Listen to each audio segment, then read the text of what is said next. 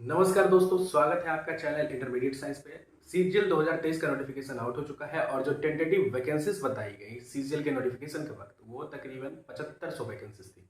अब 7500 वैकेंसीज में बहुत सारे जो कैंडिडेट्स है, एस्पायरेंट्स है, वो एक तरह से डिप्रेस हो गए क्योंकि पिछली बार जो सीजीएल 2022 का एग्जामिनेशन जिनका भी हल्का सा मेंस या पीटी जो भी हल्का सा भी डगमगा गया या कट ऑफ को पार नहीं कर पाया, उन्होंने ये सोच के रखा था कि सीजीएल 2023 में वो एग्जामिनेशन को अच्छे से देंगे और एक सीट अपने लिए सिक्योर करेंगे। लेकिन जैसे ही सीजीएल 23 के नोटिफिकेशन के बाद वैकेंसी 7500 बताई गई, यानी तकरीबन 7500, तो फिर उनको थोड़ा सा डिप्रेसिंग टाइप का एनवायरनमेंट लग रहा है। उनको लग रहा है कि जब वैकेंसी 38,000 थी तब वो क्वालिफाई नहीं कर पाए और अब तो वैकेंसीज केवल और केवल 7500 है, तो सिलेक्शन काफ़ी हार्ड हो जाएगा, कट ऑफ काफ़ी ऊपर जाएगा।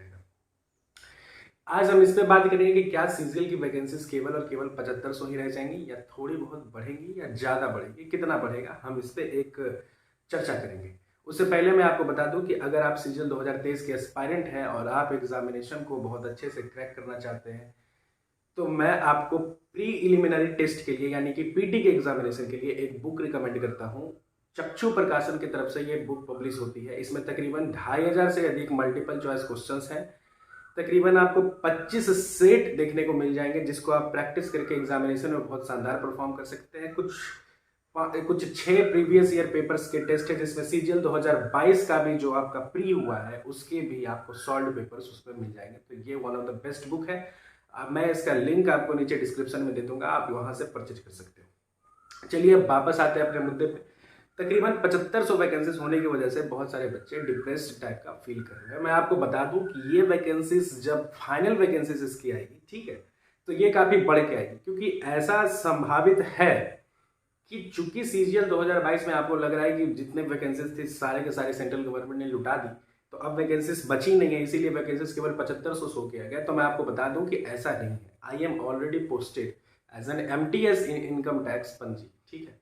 कुछ दिनों पहले एक नोटिफिकेशन आया था, ठीक है, जो हायर अथॉरिटीज हैं उनकी तरफ से एक नोटिफिकेशन आया था, हाँ, हमारे ऑफिशियल ईमेल पे, ठीक है।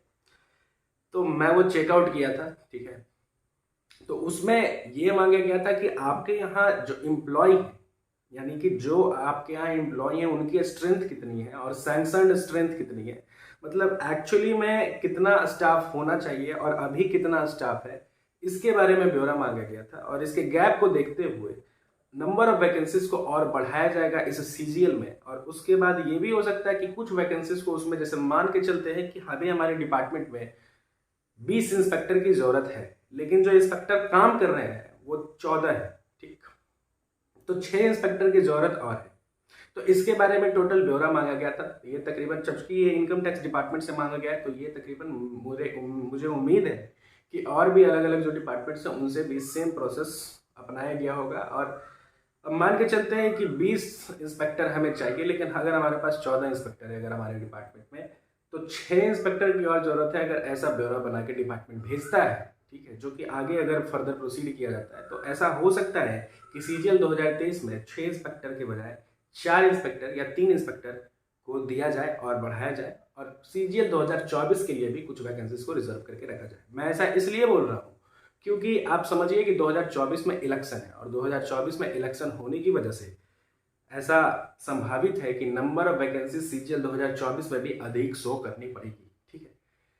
तो इस वजह से सीजीएल 2023 में तो आपको नंबर ऑफ वैकेंसीज बढ़ने को दिखेगा ही, मतलब आपको दिखेगा कि वैकेंसीज काफी ज्यादा बढ़ी है। अभी आपको लग रहा है कि वो 7500 वैकेंसीज है और पिछली बार 38,000 वैकेंसीज, लेकिन सच तो ये है दोस्तों कि पिछली बार भी तकरीबन 17 से 18,000 ही वैकेंसीज थी, क्योंकि पोस्टल असिस्टेंट और सॉर्टिंग असिस्टेंट मिलाकर ही केवल 20,000 वैकेंसीज थी, ठीक है।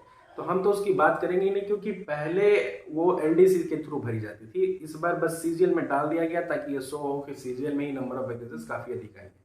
तो पिछली बार अगर आप उस तरीके से देखो, पीएएसए का पोस्ट को हटा दो तो तकरीबन 17,000 18,000 वैकेंसीज थी, और इस बार अभी आपको टेंटेटिव 7500 आई है, लेकिन वो धीरे धीरे बढ़ के आपको दिखेगा कि वो 15,000 के तकरीबन भी चला जा सकता है। और अगर पीएएसए को इंक्लूड किया गया वापस से, ठीक है, तो फिर 22-23,000 24,000 भी वैकेंसीज जा सकती है। लेकिन इतना तो मैं श्योर हूं कि यह वैकेंसीज 7500 नहीं रहेगी, 12,000 से अधिक जाएगी, ये तो कंफर्म है, लेकिन 15,000 से भी ऊपर जाने की संभावना है। ये डिपेंड करता है मिनिस्ट्रीज पे कि वो क्या चाहते हैं कि सीजीएल 23 में कितने वैकेंसीज जो अभी हमारे पास वैकेंसीज खाली है उसमें सीजीएल 23 में कितना अलॉट करना और सीजीएल 24 में कितना फिर भरना है, ठीक है। तो इस हिसाब से वो डिपेंड करता है, लेकिन इतना तो मैं श्योर हूँ कि वैकेंसीज 7500 पे नहीं रुकेंगी, 12,000 से अधिक जाएंगी। और मुझे उम्मीद है कि 15,000 से अधिक वैकेंसीज जा सकते हैं। ये पोस्टल असिस्टेंट और सॉर्टिंग असिस्टेंट को हटा के मैं बात कर रहा हूँ, अगर उसको इंक्लूड कर दिया है तो फिर से वापस 25,000 30,000 कितना भी जा सकता है, क्योंकि पोस्टल असिस्टेंट का मुझे आइडिया नहीं है कि एक्चुअली में ऑल इंडिया कितना वैकेंसीज खाली है। बहुत सारे हमारे पास पोस्टल ऑफिसेस हैं छोटे छोटे गाँव में भी, और अगर उनके वैकेंसीज को काउंट करके वापस जब भरना शुरू कर दे गवर्नमेंट तो बहुत अच्छी खासी वैकेंसीज वापस आ सकती है सीजीएल में। लेकिन आपको इसके लिए बिल्कुल नहीं सोचना कि पहले 38,000 वैकेंसीज थी, पहले भी 17-18,000 थी और इस बार भी 12,000 से अधिक आएंगी ही आएंगी। और ऑब्वियस है कि पिछले बार की तुलना में कट ऑफ थोड़ा सा ऊपर जाएगा, इसीलिए आप प्रीलिमिनरी एग्जामिनेशन पीटी के लिए आप तैयार रहें। जो पिछला बार जो कट ऑफ गया था ना 120 के तकरीबन, इस बार आपका 120 नहीं जाने वाला है, क्योंकि नंबर ऑफ वैकेंसीज उसमें 38,000 थी, 38,000 पीएसए को मिला के थी, लेकिन उनको तो उसके मुकाबले 10 गुना कैंडिडेट को लेना था, 38,000 के मुकाबले लेना था, इसीलिए कट ऑफ काफी ड्रास्टिकली नीचे आ गया था। इस बार ऐसा नहीं होगा, अगर पीएसए को इंक्लूड नहीं किया जाता है तो ऑब्वियस है कि आपकी वैकेंसीज 12,000 15,000 के आसपास फ्लोट करें, और फिर आपको जो कट ऑफ देखने को मिल सकता है, ठीक है, अगर एग्जामिनेशन का लेवल सेम रहा तो आपको जो कट ऑफ देखने को मिलेगा वो आपको हो सकता है कि 130 35 140 प्लस भी आपको कट ऑफ देखने को मिल सकता है। इसीलिए आप पीटी के लिए बहुत अच्छे से तैयारी करें। तो मैंने जो बात है वो आपको बता दिया, नंबर ऑफ वैकेंसीज ऑब्वियसली बढ़ेंगे, इसके लिए आप निश्चिंत रहें, आप अपनी तैयारी को पुख्ता करें और एग्जामिनेशन के लिए जितना जल्द से जल्द हो सकता है तैयारी करके कर लें, जो भी आपका सिलेबस बचा हुआ, और ज़्यादा से ज़्यादा मौके लगाएं। अगर आपको फिर भी कोई डाउट रह गया है तो आप कमेंट सेक्शन में नीचे पूछ सकते हैं, मैं इसका आंसर जरूर दूंगा। मिलते हैं आपसे बहुत जल्द। जय हिंद।